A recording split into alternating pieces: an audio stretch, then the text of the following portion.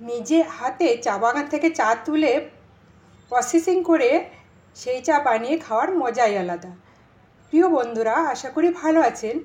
আমি শিলংয়ের এক চা বাগানে বেড়াতে গিয়েছিলাম। সেখানে তাদের পারমিশন নিয়ে বেশ কিছু চায়ের পাতা তুলে এনেছিলাম। নিয়ম অনুযায়ী ওরা 2টো পাতা 1টা কুড়ি এভাবে চা পাতাগুলোকে তোলে, একেবারে কচি পাতা তোলে, কিন্তু আমি রাফলিভাবে বেশ কিছুটা পাতা তুলে নিয়েছিলাম। এইগুলোই আমি একটা পলি ব্যাগে 2-3 দিন এয়ারটাইটভাবে বেঁধে রেখেছিলাম। এবার বাড়িতে ফিরে এগুলোকে আমি প্রসেসিং করেছি। একটা সসপ্যানে জল ফুটে গেলে ছাঁকনিতে চা পাতাগুলো দিয়ে ঢাকা দিয়ে এগুলোকে আমি 10 মিনিট ভাপিয়ে নিয়েছি। মাঝে মাঝে এরকম উল্টে পাল্টে দিয়েছিলাম। ছাঁকনিটা কোনোভাবে যেন জলে ডুবে না যায়, বেশ খানিকটা ফাঁকা রাখতে হবে। এটা স্টিমে এরকমভাবে ভাপিয়ে নিয়েছি।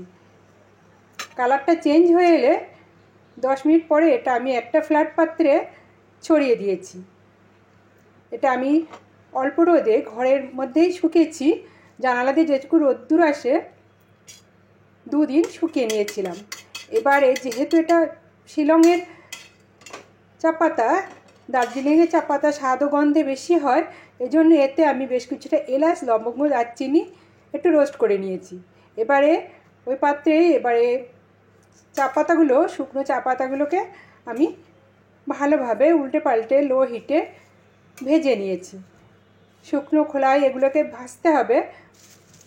হাত দিয়ে ভাঙলে এরকম গুঁড়িয়ে যাচ্ছে। এইভাবে আমি ভেজে নিয়েছিলাম। এগুলো একটা মিক্সির জারে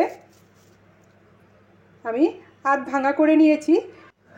বাজারে চা পাতাগুলো যেমন হয় চা বানিয়ে আমি দেখাচ্ছি। জল ফুটে গেলে এতে 1 চামচ পরিমাণ ওই চা পাতা দিয়ে দিলাম।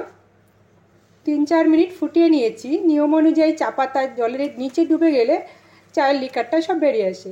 সেইভাবেই আমি চা পাতাগুলো জলের নিচে চলে গেলে গ্যাস অফ করে দিয়ে ছেঁকে নিলাম। এটা খুবই সুন্দর হয়েছিল খেতে। ভিডিওটি ধৈর্য ধরে দেখার জন্য ধন্যবাদ।